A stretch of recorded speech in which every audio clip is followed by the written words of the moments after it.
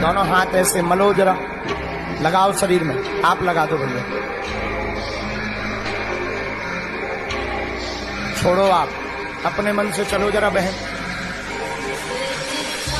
थोड़ा तेज गति करो, वापस लौट करके तेज गति से आओ, दौड़ लगाओ थोड़ा, फट।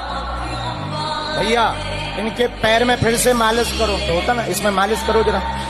राम, माता जी भभूति की अभी मालिश करनी है, मंत्र चिकित्सा के बल पर आज से इनको सहारे की जरूरत नहीं पड़ेगी।